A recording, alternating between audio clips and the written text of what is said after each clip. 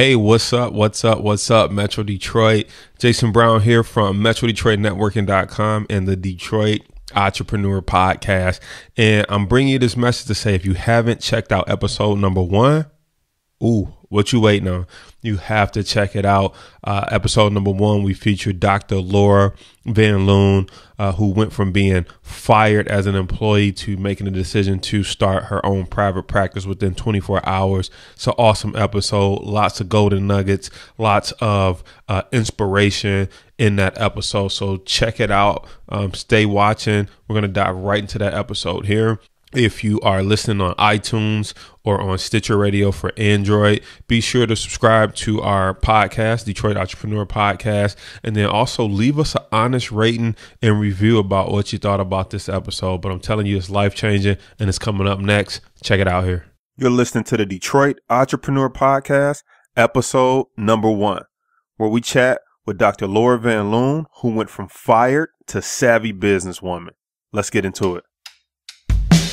You're listening to the Detroit Entrepreneur Podcast, where we bring you interviews with some of the hottest, upcoming, and established entrepreneurs.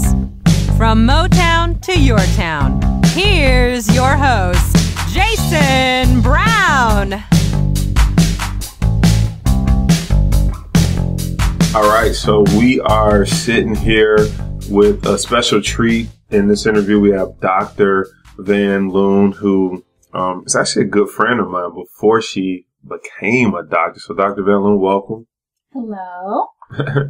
So we're going to dive straight into the interview because I know that you have a very interesting story. I was fortunate enough to, know your story, and which is why I'm happy to have you here on the podcast to really just share with other entrepreneurs, other people who, are looking for women that are doing their thing in business and women that are doctors and who've come through tough times. So I'm excited to hear your story. So let's dive into it.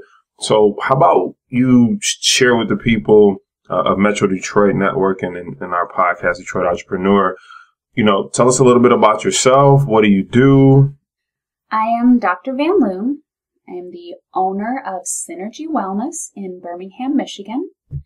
It's a gentle, light touch chiropractic office that I opened just 3 years ago, this past January.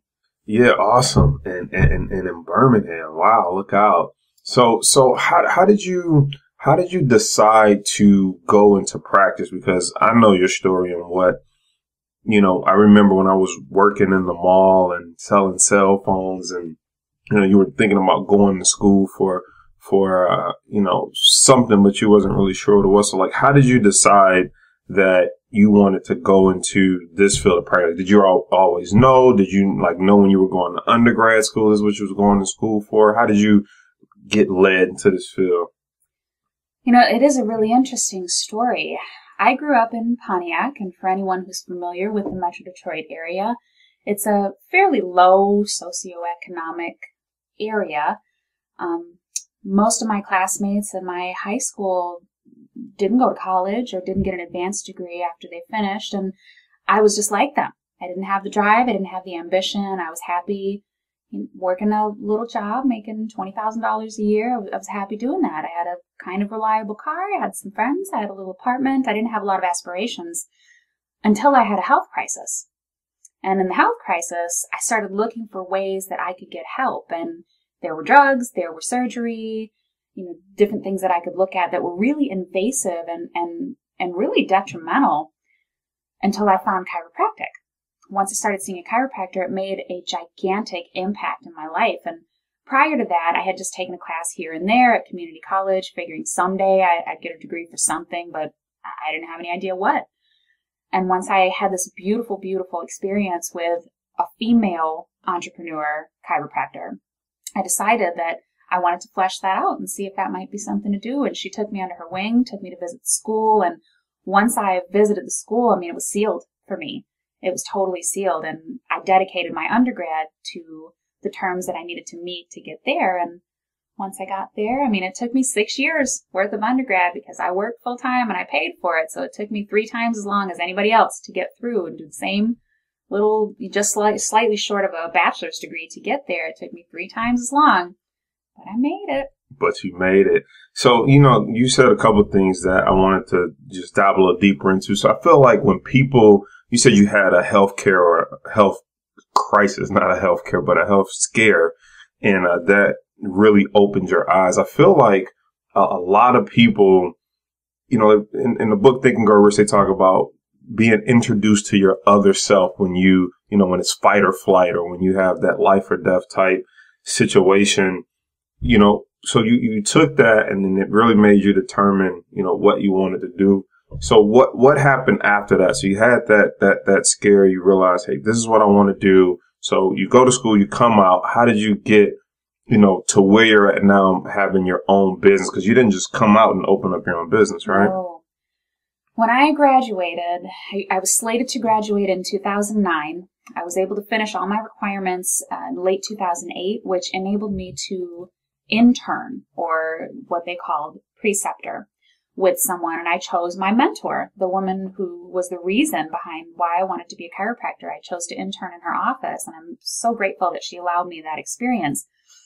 And after that, you get your degree, and then you get your license, and you can decide where you'd like to practice. And at that time, it was 2008. And for any of you that were in Metro Detroit in that area, we had been hit very hard. I mean, our economy in the tank. Yeah. We got hit hard. And houses, jobs, everything. It was down. Everything was down all around. And that's pretty scary as a student who's got, my student loans rival most people's mortgages.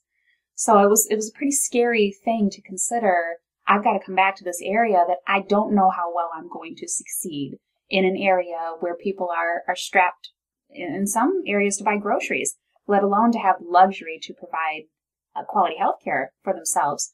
But I really felt called to be here, and I decided at whatever cost I was going to make it happen. So I started looking for jobs, and I was offered a position everywhere I interviewed. And I interviewed at several places around Metro Detroit, but also out of the state.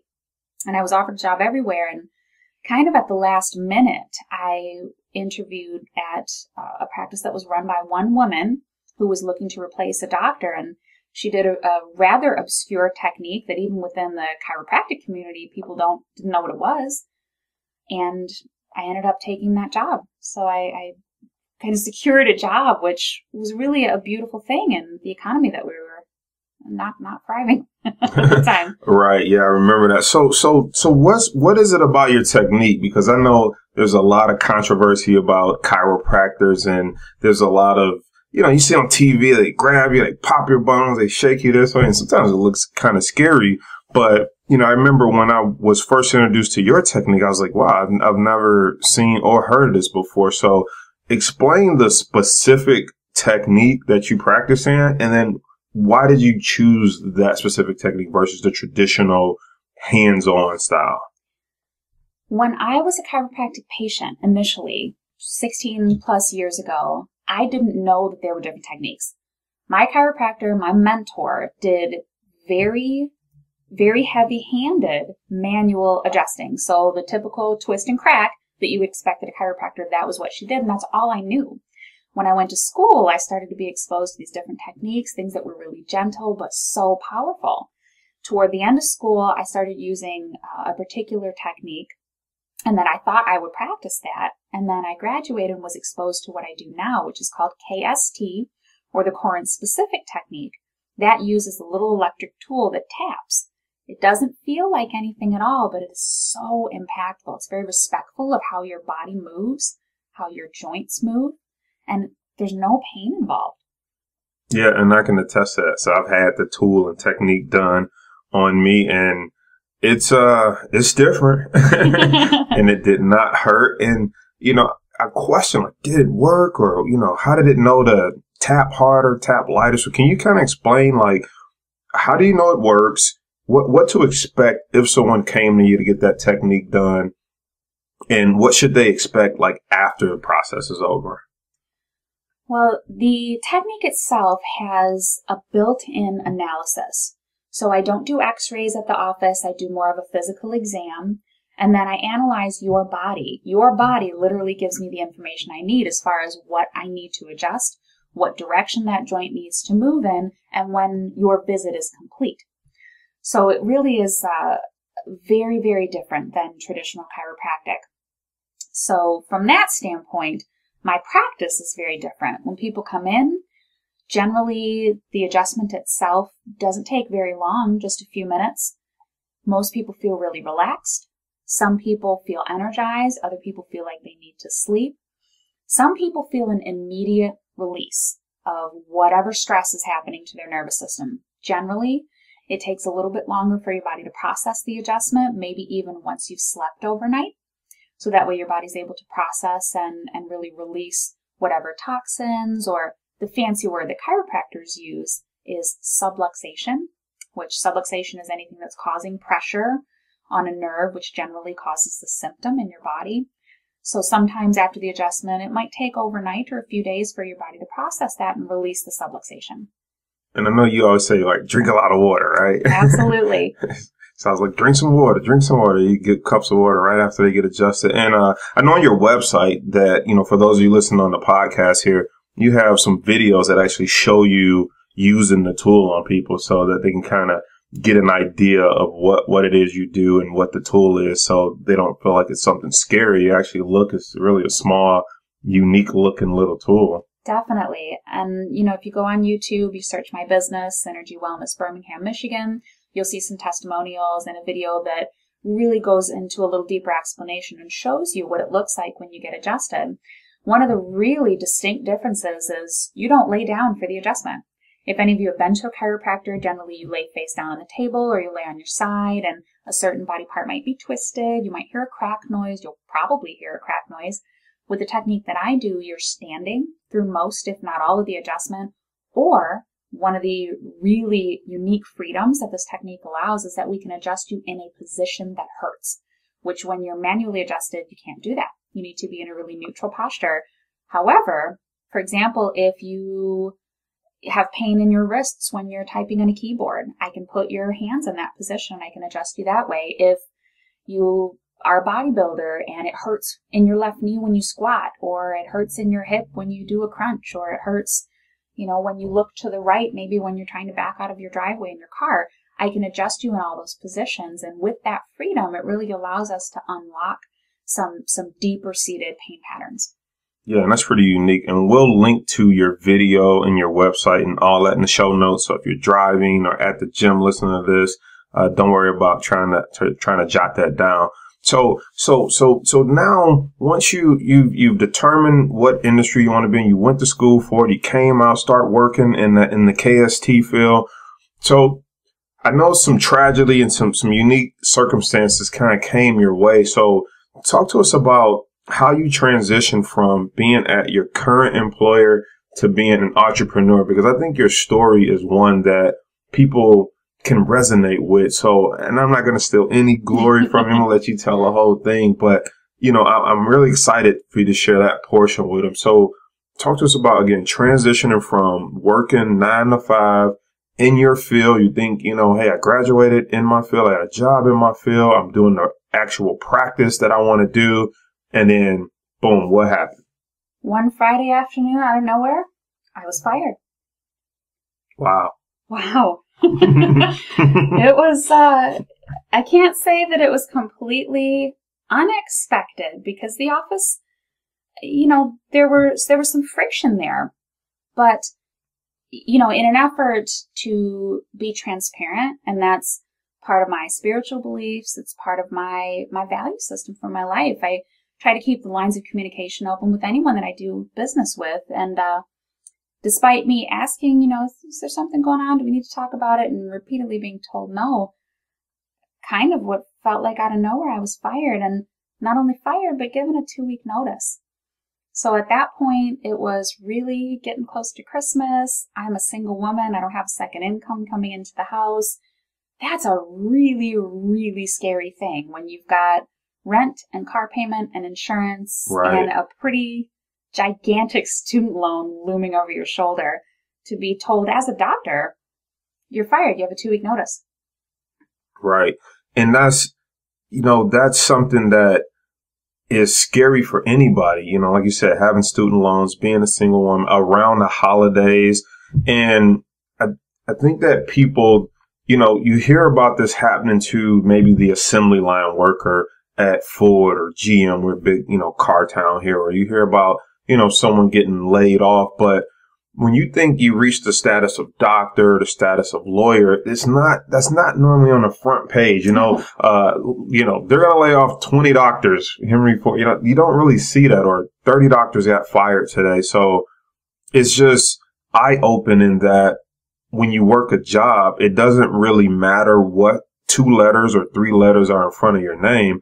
It's still a job, and someone else is controlling your fate. And you found that out pretty early, even though you were excited and working in your field. So how did you deal with that? So boom, you're fired, let go. What was going through your head, and then what did you do next? Like, 'cause that's a lot to swallow. I went home that day very numb, and I called my best friend, and she said, "What's going on?" And I said, "Oh my God, I'm fired." She said, "You're kidding." At least you can laugh about it now. I can laugh about it now, but oh boy, was it not funny then. I mean, so scary. I just signed a lease on a new apartment, and I'm blindsided by this, and I don't know what to do. I mean, I spoke earlier about the technique that I do. It is very niche. This is not a technique that even within the chiropractic community, people do not know what I do, let alone the general population that I would need to market my services to. If you ask 50 chiropractors, maybe one of them would have heard of it, let alone know exactly the nuances of what the technique is. So at that point, I had to make a decision. Do I try to find a job from somebody else? Which it sounds like it's almost impossible. It's almost impossible. To do the same technique you want to do. Absolutely. I mean, when I spoke earlier about being interviewed and offered jobs from these other chiropractors that I did not accept positions with, they wanted me to do what they did. Even though I was trained in a different set of techniques, they wanted me to do what they did. Now, fast forward, I'm fired. I've been working almost 3 years doing this technique, which I was very good at. I was well on my way to mastering this technique. So what I learned in school, I was 3 years out from that. I didn't manually adjust patients. I mean, maybe once every other or every third week would I have someone that I'd manually adjust. So to hire a 3-year-old graduate who doesn't do manual adjusting, that's all people are hiring for these days. So I had to make this decision. Do I try to get a job doing something that I don't have the confidence in? And you probably don't believe in it because you went a different route anyway. Or do I forge ahead on my own? And I did a lot of crying. I did a lot of searching that day. And I got up the next morning and I jumped into action, into passion in a way that I didn't realize it until then. But in hindsight, I had not been that passionate since I left school. I had been giving good care to people and loving on the patients that came into my office as much as I could, but I was not passionate in the way that I was passionate when I decided to be a chiropractor. And I sprung into action that Saturday morning. I called some places looking for some place to rent. Jason, you sold me my office phone. I remember that. And I remember, like, I can vouch when you say you sprung into action. I remember you coming up there saying, "Hey, I just got fired. I'm going into business for myself. I need to turn on a cell phone. So I need the number that patients can call me at." Like, it was like, I read Think and Grow Rich, and it was like the scene where he like burned the boats. He took his men across that river. They were outnumbered, and he turned and burned the boats and said, "The only way we're going back is if we win this war." And that's how I felt. Like, you came in like, I'm burning the boats. I know what I want to do. I know what I have to do. Turn this phone on. I need a business number. I'm running an ad. I don't even know if you know how focused you are in the midst of chaos, which was awesome. So yeah, you had this chaos going on. You sprung into action. Talk more about that. What was your next steps? What developed from you just making a decision that, okay, I'm forging forward with my dream? Well, immediately I looked at a space, but by Sunday, I looked at a space and rented it. Right after I rented the space, I went up, got a cell phone. You're talking about a space for your business, right? A space for my business. And I was renting a room in a suite that belonged to another body worker. So I literally started with one room. And I had saved a little bit of money. I remember that room. I have one little room. I love my little room. I rented one room. I got a cell phone. Now, 2 weeks before, I had received a letter that I had been voted by Our Detroit magazine as one of the top chiropractors for Metro Detroit for the upcoming year, which was 2012. Which did you save a copy of that? Oh, yeah, I did. Yeah, I did. Right. I have that, and I've been voted every year since then. So now, the last 3 years, every year I've been in practice, I've been voted one of the top chiropractors. That's a really beautiful distinction that I'm very, very thankful to have. But I ordered a table. I ordered a tool because, like I said, I adjust with the tool. I had gotten my space. And that tool wasn't cheap. That was an expensive. It was an $1,100 tool, but I flexed my American Express. and I live, I live pretty frugally, so I had a little bit of money saved, so I wasn't too afraid. I figured I could last for at least a few months if I didn't have any income coming in. And at that point, I didn't know if I would. I mean, I had a non-compete agreement, even though I had many, many patients that I worked with that I knew enjoyed the care that I gave them. I couldn't solicit them to come see me even after I left. I couldn't solicit them. So I had no guarantee. It wasn't like I had a patient base that I was bringing with me or family I was bringing with me.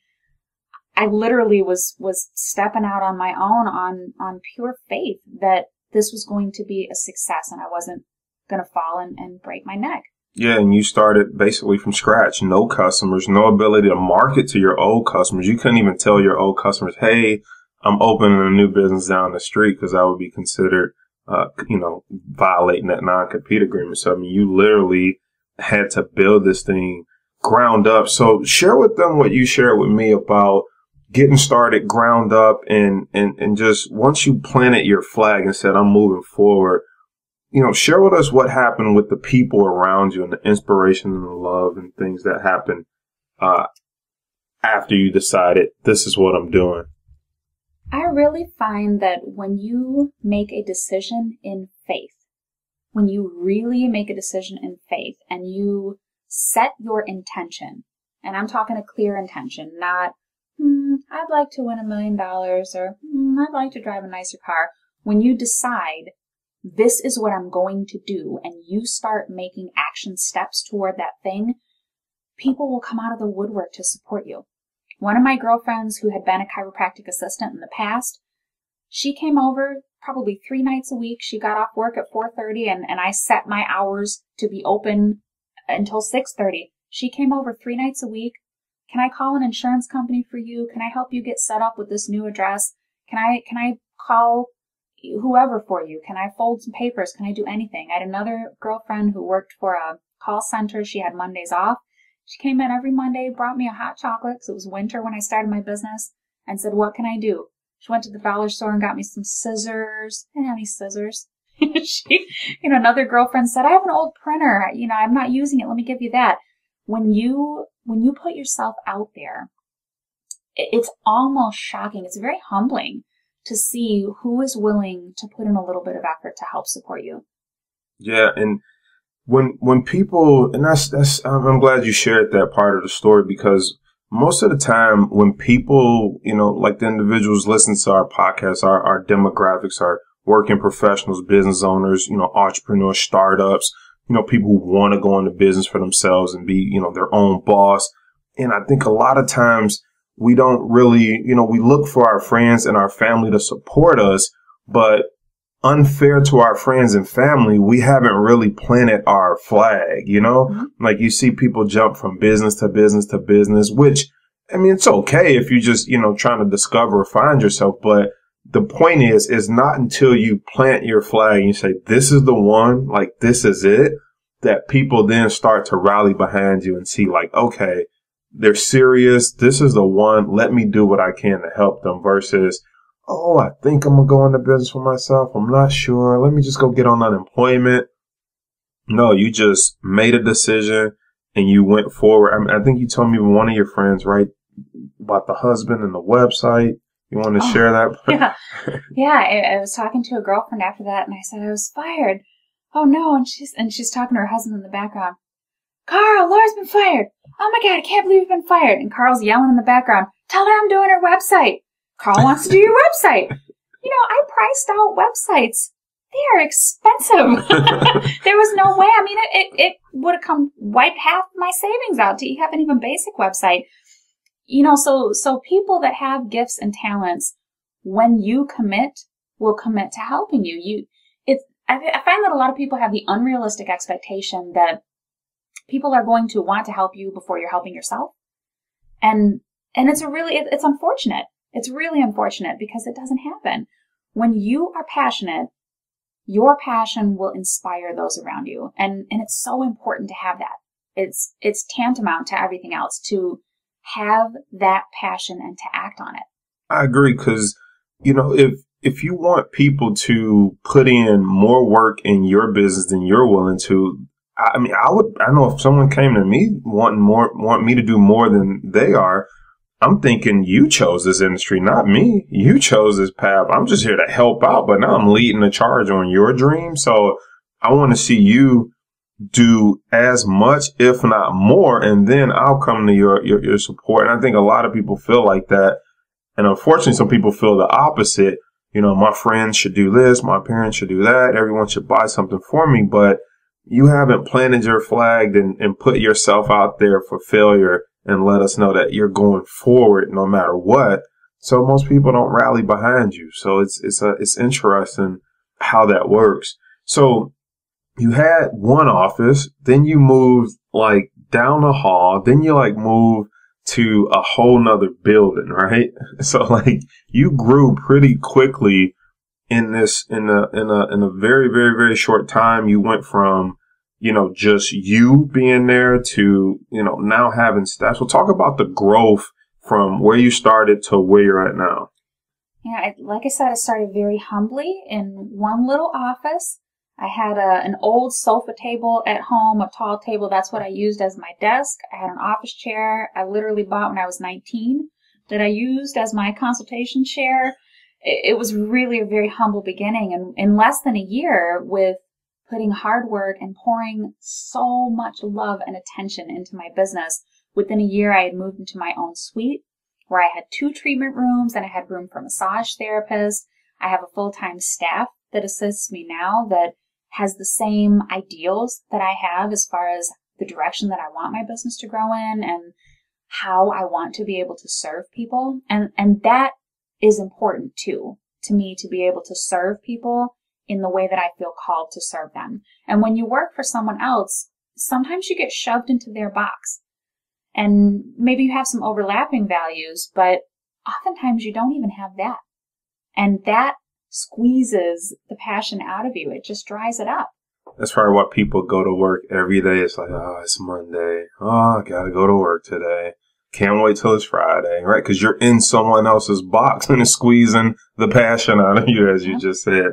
So you went from being fired to having your own office and hiring people. That's gotta feel good to be let go and then to turn around now and give someone else opportunity, give someone else, be responsible for someone's income.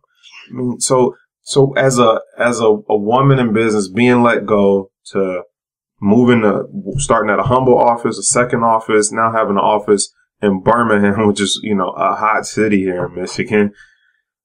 What's some of the sacrifices that you had to make to get to that point? Because people see you now, it's you're Dr. Vanloon, you got a nice booming practice in Birmingham, but they didn't see when you were fired and let go. And I remember you came up there with your cell phone. They don't see that. They just see the now. They don't see the 3 years of ups and downs you went through. So what are some of the sacrifices you made to make this business work? Especially because you also had to start generating living income immediately. There was no salary or, severance pay or no unemployment to go hang out on. I mean, you had to start generating income immediately. So talk about the sacrifices you made to get where you're at, the price you had to pay. Well, one of the bigger sacrifices is the literal price that you have to pay. There's no money coming in to pay you. So not only, and I had worked very hard to have the little savings that I had, which I was grateful to have, but suddenly that savings bleeds out between paying for the responsibilities for your business and paying for the responsibilities of your home. So that was one of the bigger sacrifices because I did not have the guarantee of a salary. I didn't have an income. I was stepping out here with the prayer that I was going to be self-sustainable in the period of time that I could afford to be. However, I prepared myself. If I got to work midnights, stocking shelves at Target or at a fast food restaurant, I was willing to do that to make my daydream work, my daytime dream work. I was willing to humble myself to do something that I had more education than it needed to do in order to make that happen. So I was mentally and emotionally prepared to do that. Thank God I didn't have to, but I was mentally and emotionally prepared to do that. The other thing is that you have to stretch outside of your comfort zone. You may not like speaking in front of people. You may not like going and doing things for free. You may not like paying to participate in a health fair where you talk all day to people. You have to look at those things and be willing to stretch outside of your comfort zone in order to get yourself out there in front of the public that you want to serve. Yeah, and you make a good point that when you think about when you're just an employee, you have one job to worry about, and that's being good at the KST tool or just adjusting people.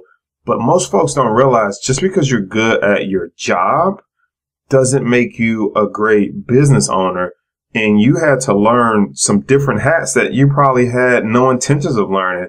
I mean, you went from collecting the paycheck, just going in, doing your thing to, okay, I got to find out about commercial leases. I have to find out about employees. I have to find out about how do you handle your own health care. So what was the process you went through to even get educated on, okay, now I'm a business owner. What do I do? Like what that process looked like to get educated and to stay afloat and, legally, ethically, and just mentally? Well, first thing, I had a lawyer set up my LLC. Everyone said, oh, you can do it at LegalZoom.com or whatever. And I said, I do not trust myself to do that. You have to humble yourself and realize what your limitations are. I am not an accountant. I am not a lawyer. I had a couple of hard knocks. I'm now on my fourth set of accountants because I got a couple sets that were not serving my business to the highest good that it deserved. So that's something that I had to learn the hard and expensive way, really expensive way.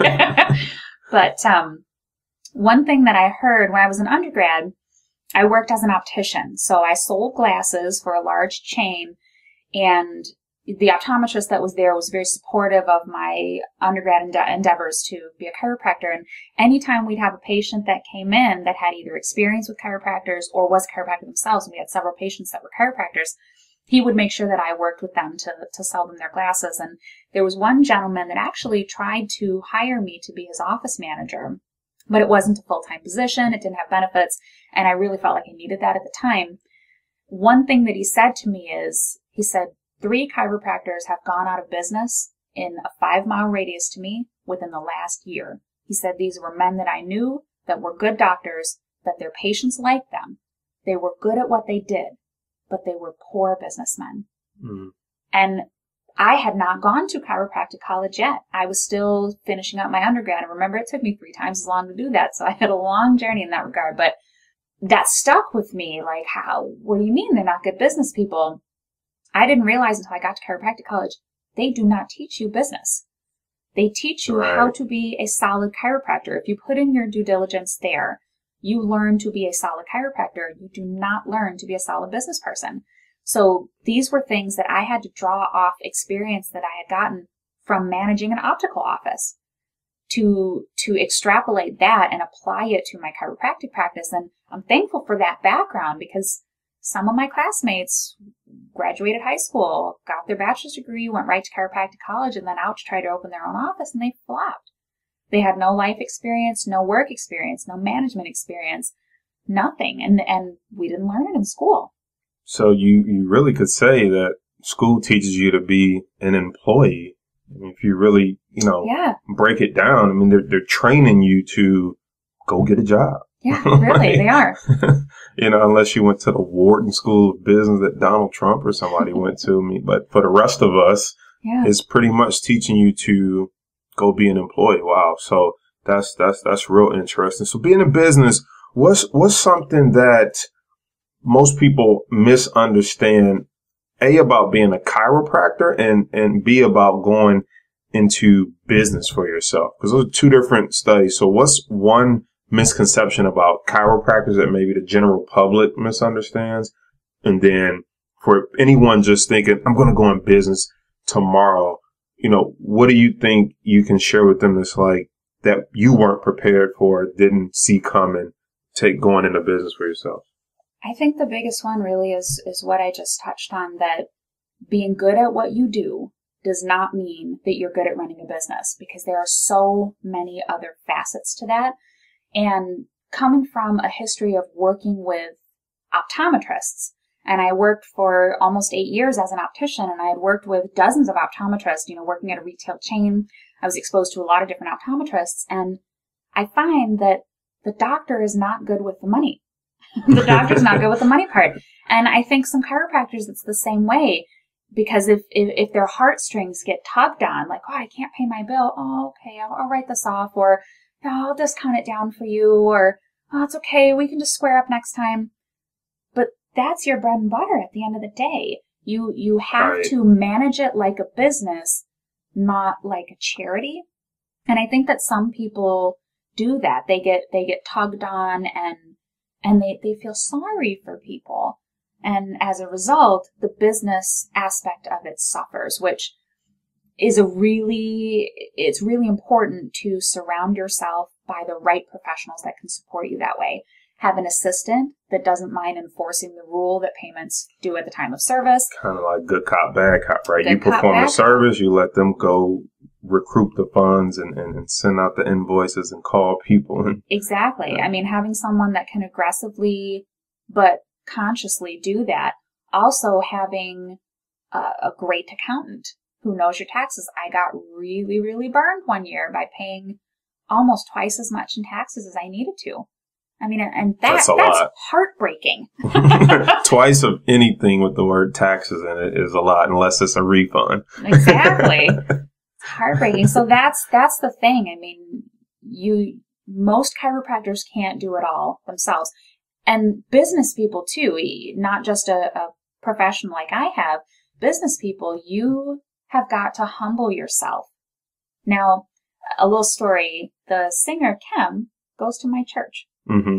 He generally comes to speak every year in the spring, and he writes and arranges and records, and he's a pretty phenomenal guy, does everything himself. And he was telling the story about he was having a hard time getting this particular album done.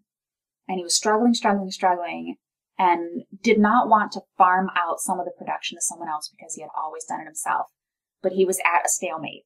He was not progressing any farther than he needed to. So he humbled himself and did what he had never done before, farmed that out to someone else, and the album got done. So even if it's something you've done before, you might need to humble yourself and just ask for help. Yeah, and that's so true, because in the two businesses that I run, we're at the point where it's like, it's time to bring in a team and get some help around this. And I once heard Jim Rohn say, one of the mentors I like to listen to, he said, one person doesn't make a company. One person doesn't make a community. He said, we need everybody. And that phrase always stuck with me, because so many times we want to be, I'm self-made. I want to do it myself. I want to, I built this. But the reality is one person doesn't make a company. One person can't run an assembly line. The Fords. Exactly. At least not quickly. At least not quickly. So tell me this, what's one book you've read that helped you along your journey? If people were, I like to leave people with some knowledge and something that they can, hey, this thing helped me get my mind right or help me become a better person. If there was one book, what would it be for you? Personally, I really felt like the book, The Secret, was really helpful. That really resonates with my spiritual beliefs and my practices as far as setting an intention, making a vision board, doing the action steps necessary. There's no such thing sitting back and waiting for life to happen to you, waiting for all the good to happen to you. You have to be in it and doing it in order to make it happen. I remember The Secret too. I saw the video. I didn't read the book, but I saw the video, and it was some stuff that I already thought anyway, right? Like what you put out comes back to you. Thoughts are things. So yeah, that's a good book. And you read it. You didn't watch the video. I did both, actually. Oh, okay. I mean, if you're not a reader, watch the video because you'll get something from it. Awesome. And as we wrap up, if someone wanted to do what you do, right? So there's people who are listening that want to become an entrepreneur, but what if they specifically want to become a chiropractor? What action steps would you give them to become not your competition, but a chiropractor? Well, I would assume if you're passionate about it, that would be the first thing. Of course, you'd have to be passionate about it.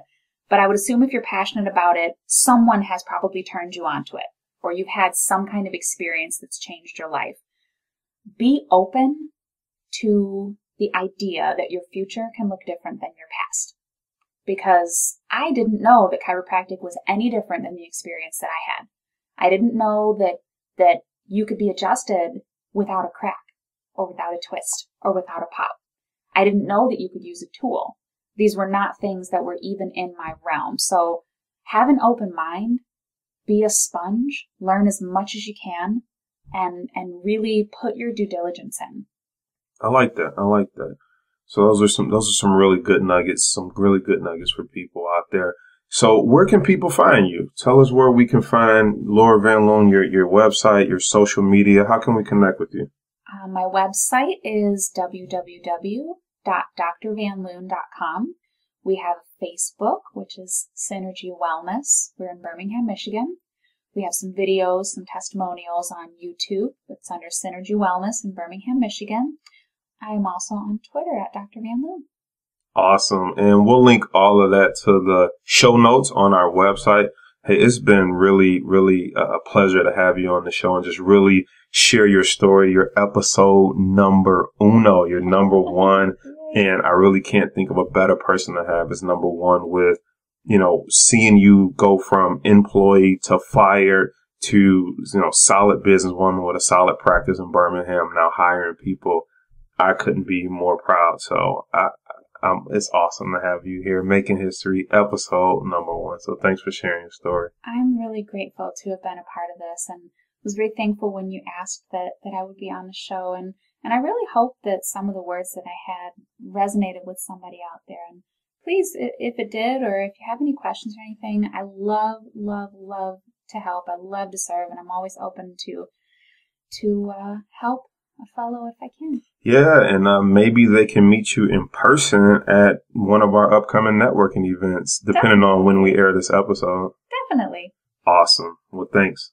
I hope you enjoyed today's episode with Dr. Laura Vanloon. She shared a lot of nuggets of wisdom, and she's an inspiration and awesome example of what can happen when you go after your dreams.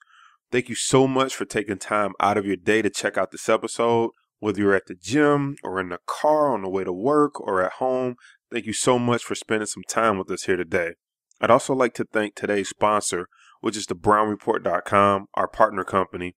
If you're looking to learn about the stock market and find out how you can have money work for you so that you can stop working so hard for it, then head over to thebrownreport.com/learn to trade. We have a free webinar for you on the 4 simple steps to get started profiting from the stock market. I'll also post Dr. Laura Vanloon's website and contact information in the show notes, and we'll also have a video there showing you how she practices the KST technique, which is really cool and different in the chiropractic world. You can find the show notes at metrodetroitnetworking.com/1. That's the number 1. Also, be sure to subscribe in iTunes and leave us an honest rating and review. Thanks for listening to the Detroit Entrepreneur Podcast.